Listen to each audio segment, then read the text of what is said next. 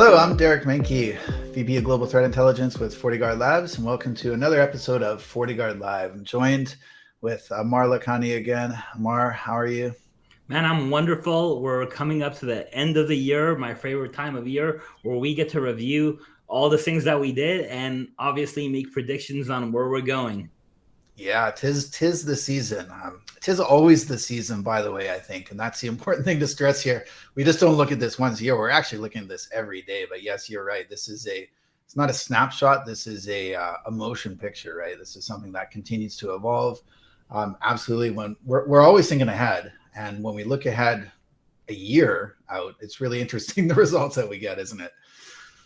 Man, always. And it seems like every year we're saying, hey, things are probably going to get worse, but they really do. It's like, it's not only do they get worse, I think the creativity from the attackers always is really interesting on like what they're doing, how they're accomplishing their goals, and really why they're successful. It kind of, you kind of have to admire them a little bit, but at the same time, figure out a way to stop them.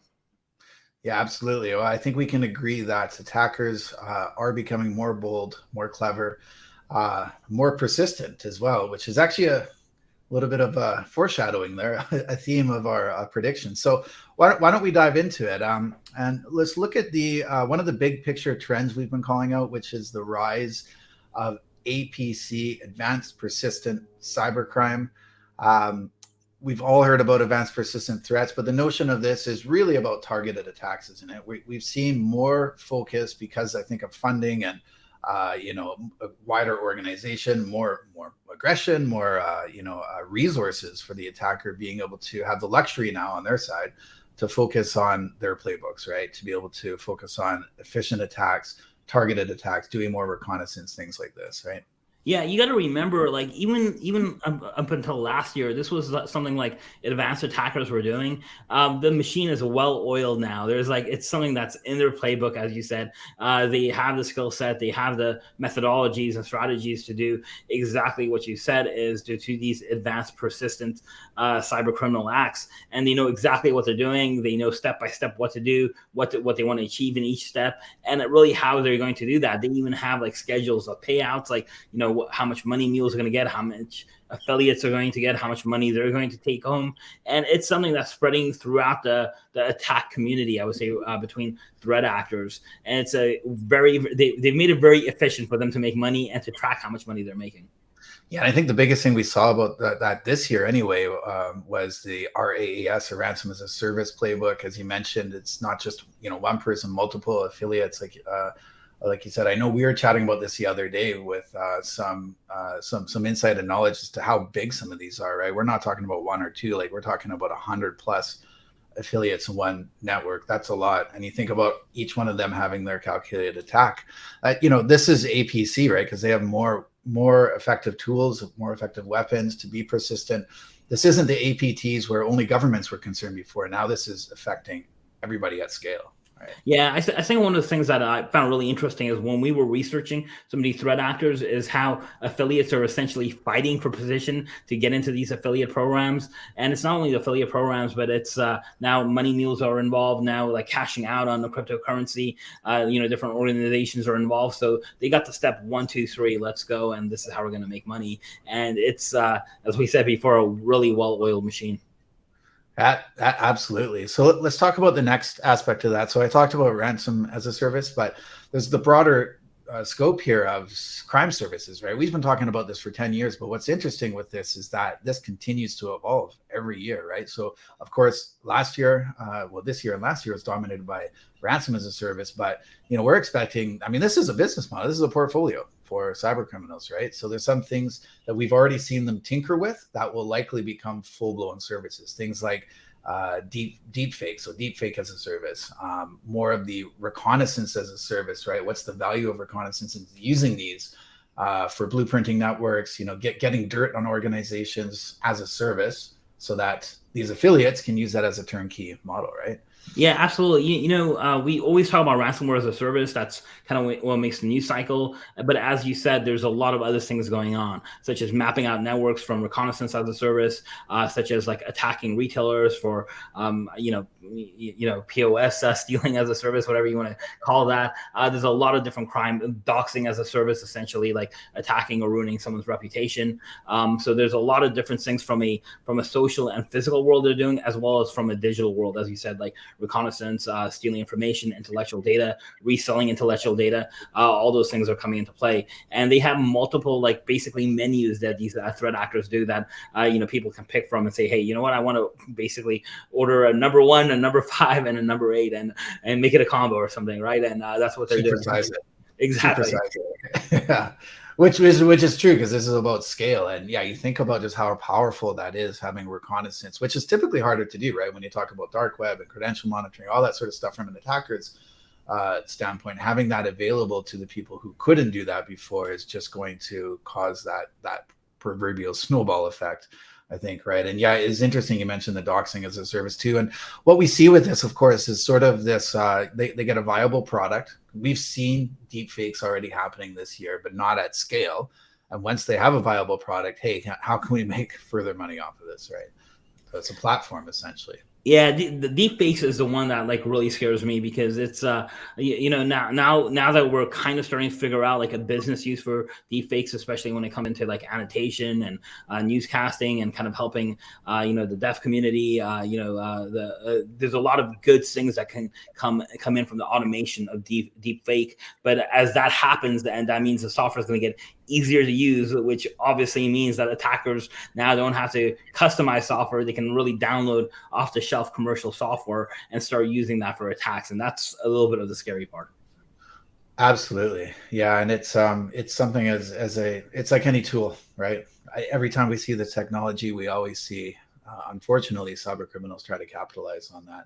So absolutely, I think that's something we're up against next year. Another one, this is one of the most concerning to me, and this falls in line with that advanced persistent cybercrime we've been talking about, is the notion of wipers, right? So data wipers are becoming, I mean, it's a long way to go there because ransomware is so prolific. So you don't hear about wipers as much, but we're hearing more and more about them. I mean, there was 7 of these that just started in the first half. There's been more recently.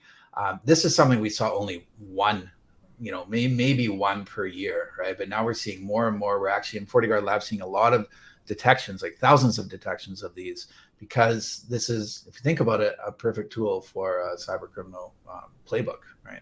Yeah, honestly, I was a little surprised about wipers, because I always thought, why would a threat actor want to jeopardize how they get paid, right? If someone's gonna be pretty much assured that they're going to get their data back, there's more motivation to pay them. But now when we start looking at what wipers are doing, like, it's actually scaring people to pay faster, because now they're worried that, their data is not going to be sitting around. It can be wiped pretty fast. And so we're seeing the wipers actually take off. You're right. We're still seeing ransomware and just encrypting files much more mainstream. But I think going forward, we're going to see this, at least this volume increase to some critical mass of wipers. And I think it's definitely going to start motivating and scaring organizations on what possibly could happen to their data. Yeah, absolutely. And the thing about this is that this is destructive, right? So it's a next level risk, essentially, because it's not just about, encrypting data. Like you said, this is actually going after disks, taking down systems as well. Another aspect of this, of course, is, attackers like to hide their trail, right? So, killing things for forensic, trying to slow incident responders down as well, too. Exactly. And that's kind of another point as well, is attackers are actually gaining so much valuable information, intellectual data, or just stealing data from organizations, whether it's PII data from employees or other types of data. They've already gotten a lot of value from the data that when they've compromised systems. So they're like, you know what, we could basically, attack them with ransomware as the last step, but why not just hide all those steps and, go nuclear and essentially explode ransomware. And that makes the whole system, the whole organization possibly unusable. Yeah, absolutely. Speaking of the system, let's talk about money laundering. So this is something you've been following a long time, I know, and when we look at forums and dark web and how cyber criminals move their funds, obviously crypto and crypto exchanges is a huge catalyst to that. But it's still been a network of humans, right? And so what this prediction is talking about is now that they've made this a well-oiled machine and there's big money at stake here, we expect this to go full mainstream through money, not only like the crime as a service model, like money laundering as a service, but also through automation, right? And think about having to wash those funds through multiple exchanges. Again, the things that people are doing now that can be done at speed and at more layers also. Yeah, so cyber criminals are making millions of dollars for cryptocurrency, getting paid in cryptocurrency. You can't really buy a house or a car through cryptocurrency without exchanging that. So there's always been this motivation to change money. And as you said, they have in the past been using a big network of people, right? From money mules to doing things like local Bitcoin exchanges to, cryptocurrency machines or ATM machines that don't require as much verification, or even exchanges in other countries that may not require much verification. But it's been a very, very manual and slow process.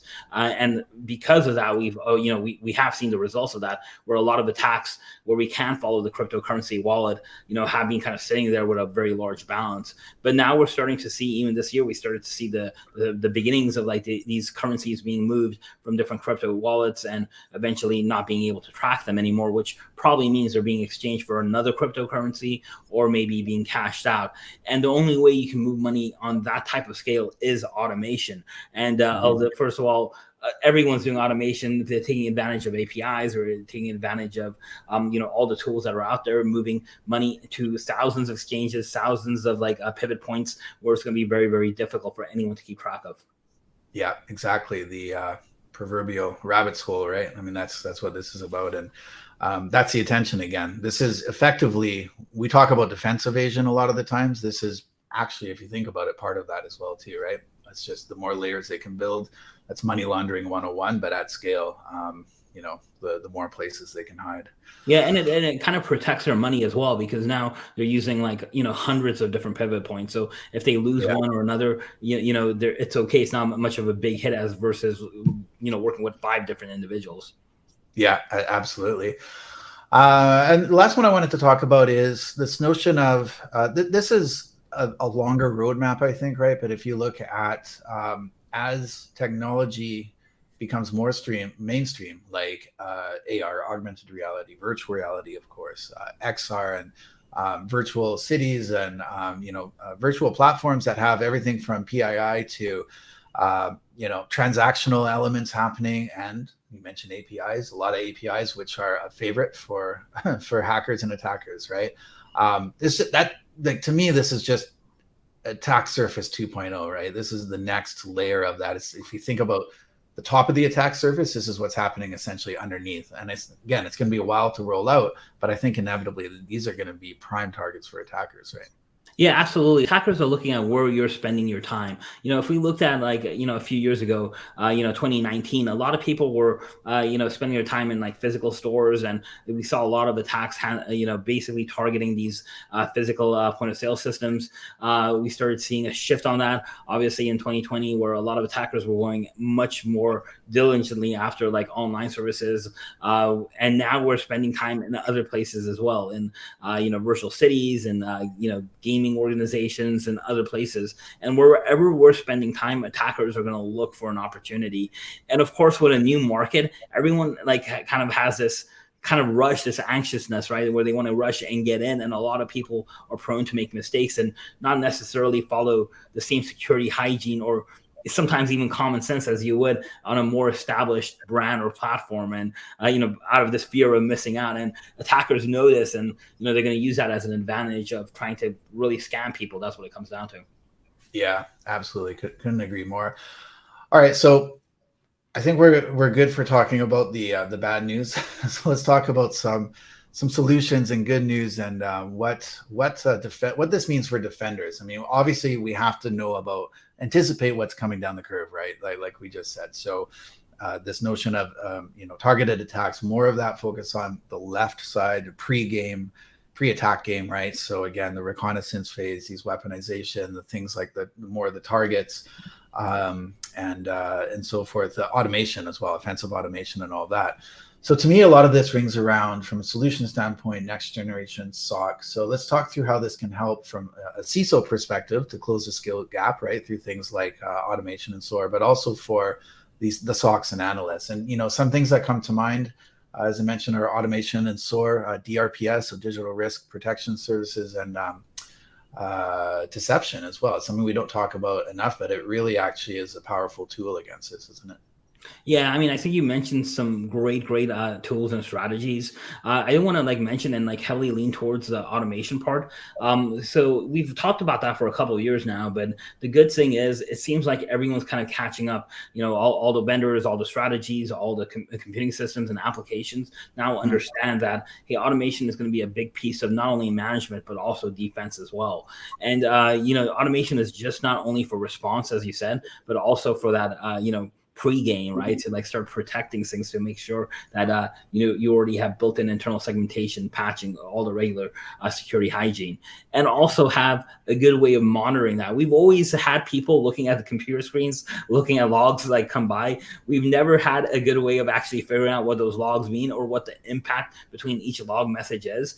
With automation and continuous testing and breach readiness, we can have that. And when you couple that with intelligence to figure out what's happening with your brand, what are people talking about your brand online and darknet forums and hacker forums, that is some really powerful intelligence, I believe.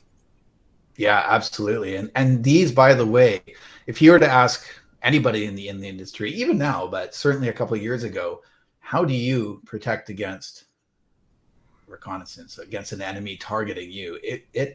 There weren't as many solutions, right? This has always been the harder challenge to solve. Thankfully, everything that we just talked about, and well said, I couldn't agree more. These are all actually powerful tools against that. So that's the good news, is that there are solutions available to actually help with that. The pregame, the harder to solve challenges. Yeah, and the last thing you mentioned is deception-based technologies. I kind of take that into another step. I call it more like active defense. And in the last few years, I would say even the last 10 years, we've had very few people in cybersecurity that have spoken about active defense. There's kind of been this confusion of active defense versus hack back, and they are very different things. Hack back is not active defense, but active defense technologies do incorporate things like honeypot technologies, deception-based technologies, but they do give you, I believe, a leg up on an attacker. They actually let you see what an attacker is doing and kind of their thought process before they do it. And it's a very binary process, active defense. Either someone's touching your box or someone's attacking your system, or they're not. There's no way around that. It's 1 or 0. It's on, you're being attacked or not, and you can get that feedback right away. I know we don't have time to go into all the nuances in active defense, but I think it's a very cool technology that doesn't need to be something that's kind of talked about in the fringes anymore. I think it needs to be incorporated into everyday defense and everyday strategy. Yeah, I couldn't agree more. I'd love to sit down once again sometime and do a deep dive on that, because it is something that I get.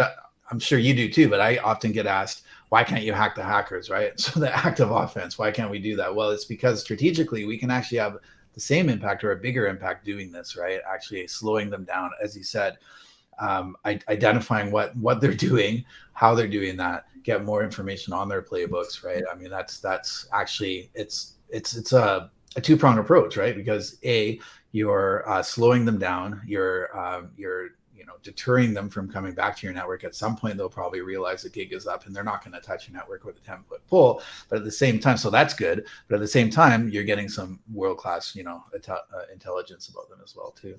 Yeah, absolutely. Yeah. All right, Aamir, fascinating conversation as always. Thanks so much for joining me. To all the viewers out there, you can get more on our threat predictions, as well as everything coming down, breaking from a threat research perspective on blog.fortinet.com. You can check out specifically our threat research category. Once again, I'm Manky, and this has been another episode of FortiGuard Live. Thanks for viewing.